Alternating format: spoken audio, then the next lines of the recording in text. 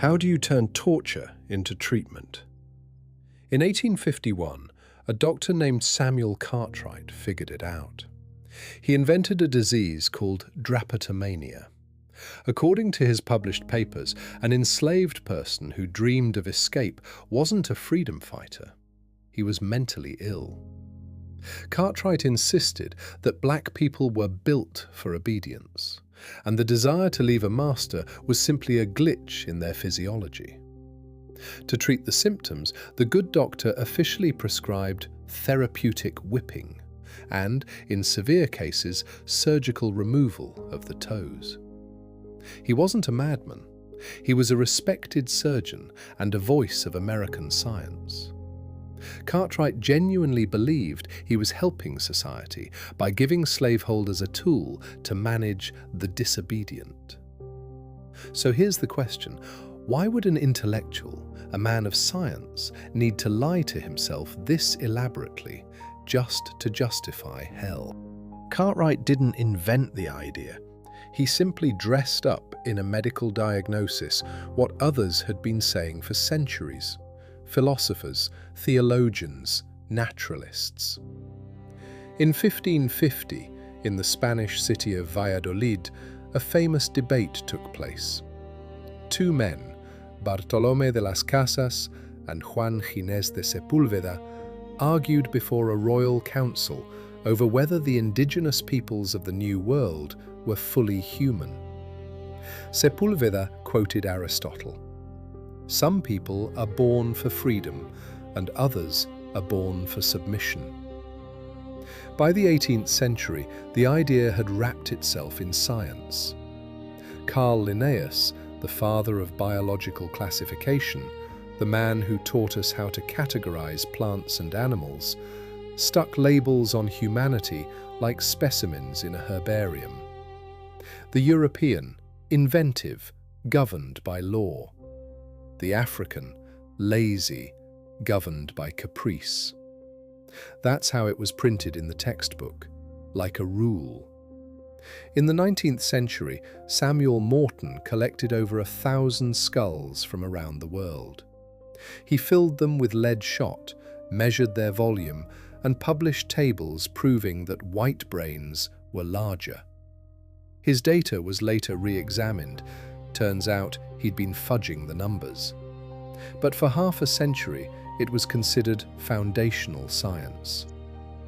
We're moving through different eras here: antiquity, colonial Spain, the Enlightenment, 19th century America. And the mechanism is the same every time.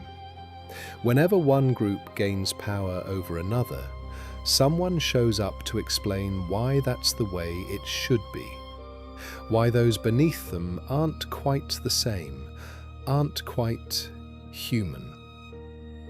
To understand why people dehumanize others, you first have to accept something uncomfortable. Most slaveholders didn't wrestle with their conscience at all. A plantation owner who whipped enslaved people went to church on Sundays, wrote tender letters to his wife, taught his son to ride a horse, and sincerely considered himself a decent man, because that's how his father lived, and his grandfather, and everyone around him. Owning people was as ordinary as owning land. It's like a parent who beats a child with a belt for his own good. No guilt, just duty. That's how they were raised. That's how they raise. The system works as long as nobody asks questions.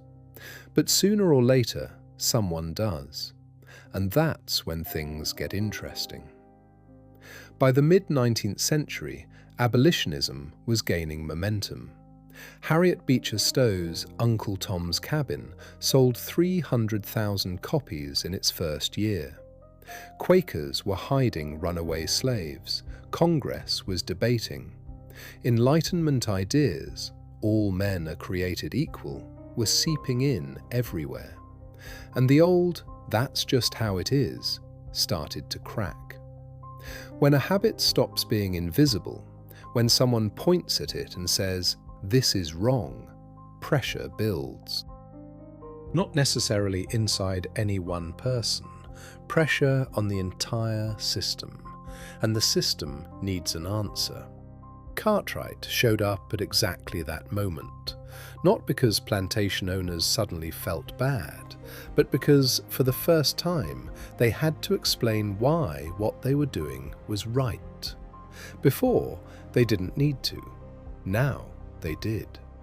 And the answer is always the same. Those we rule over are different, not like us. Lower, simpler, closer to animal than to human. Psychologist Albert Bandura called this process moral disengagement. It works like this. You reclassify the victim. If the people I'm hurting aren't quite human, then the pain isn't quite pain. And if the pain isn't real, then I've done nothing wrong. De-humanization is anesthesia for the conscience. And these stories were crafted with astonishing ingenuity.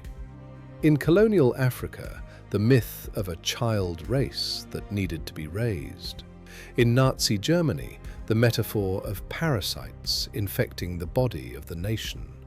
In Rwanda, before the genocide, Tutsis were called cockroaches, inyenzi, on the radio, every single day, on the state broadcast frequency, not underground, on the main channel. Every time, dehumanization doesn't work through hatred in its pure form.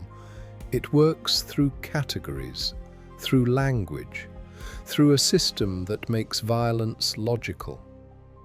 Herbert Kellman, a social psychologist at Harvard, identified 3 conditions under which dehumanization becomes mass-scale. First, authorization. Violence is approved from above, by law, by decree, by order. When the state says, "you may," the moral threshold drops. Second, routinization. Violence becomes procedure, not an emotional outburst, but a norm, a conveyor belt. You fill out a deportation form, and you don't feel like you're killing anyone, you're filling out a form. Third, dehumanization in the narrow sense. The victim loses individuality. A name is replaced by a number, a face by a category, a person by a function. When all 3 conditions align, what follows is what people later call unthinkable, even though it was, in fact, very carefully thought through. But there's another layer that's rarely discussed. Dehumanization is also a tool for psychological comfort. Neuroscientist Lasana Harris ran an experiment. He showed people photographs of homeless individuals and drug addicts. In some subjects, the medial prefrontal cortex, the brain region responsible for social perception, simply didn't activate. The brain didn't register these people as people. Not out of malice, out of efficiency. If the object doesn't require empathy, empathy doesn't switch on. Dehumanization can fire up without hatred, without ill intent, without philosophy, just by inertia. And that's exactly what makes it so dangerous. It doesn't look like evil. It looks like normal. 2026. An office building in any major city in the world. Lunch break. You open an app and tap a button. In 30 minutes, food will be here. Somewhere across town, a man gets in his car. He's 32. He's been working for 14 hours straight. His back hurts. He hasn't eaten. But the algorithm is already counting down his delivery time, and if he doesn't make it, his rating drops. And if his rating drops, fewer orders. And if fewer orders, he can't pay for his room. You don't know any of this. You see a blue dot on a map. The dot moves, everything's fine. The dot freezes, annoyance. The dot disappears, complaint to support. An entire human being, his exhaustion, his fear, his 14 hours, compressed into a pixel on a screen. And we don't need to call him subhuman. It's enough to simply not see him as a person. The app interface is designed exactly that way. You interact with a service, not a human being. The courier's name is in small print. His face, a tiny avatar, if it's there at all. When a courier gets into an accident, the first thought for many isn't, "Is he okay?" It's, "Will my order be cancelled?" This is the same routinization Kelman described. We feel no guilt because the system is designed so that guilt doesn't arise. We're once again just following protocol. Only now the protocol wasn't written by a bureaucrat, it was written by a UX designer. Nobody's measuring skulls. Nobody's writing a treatise on the inferiority of delivery drivers, but the mechanism is the same. Authorization through the interface, routinization through the algorithm, de-humanization through the blue dot. We haven't become better than people in the 19th century, we've just automated the process. We like to think that dehumanization is a problem of ignorance, that people called others less than human because they didn't know any better, weren't educated, didn't have access to information. It's the exact opposite. Cartwright was educated. Morton was a scientist. Linnaeus was a genius. They didn't suffer from a lack of knowledge. They suffered from an excess of privilege that needed justification. Cartwright was too smart.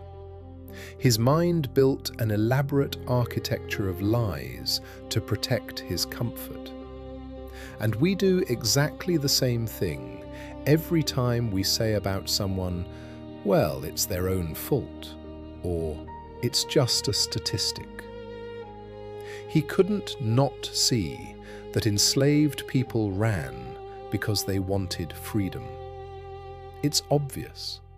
It's the most human desire there is.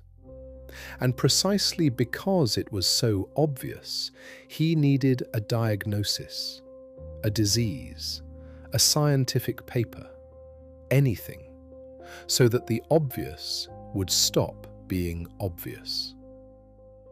Dehumanization isn't blindness, it's effort. Active, daily effort to not see what's standing right in front of you. There's one detail in Cartwright's story that's rarely mentioned. In the same paper where he described drapetomania, he noted that enslaved people who were treated too harshly would fall into a state of dullness, lethargy, indifference to beatings. He called it dysesthesia ethiopica and explained it as a racial trait. Modern psychiatry has a different name for it: learned helplessness, post-traumatic stress disorder, dissociation. He was looking at the symptoms of trauma and wrote them down as biology. The science was right in front of him, the humanity was right in front of him. He walked past it, not because he couldn't see, but because seeing would have meant seeing himself. And that, as it turns out, is the hardest thing of all.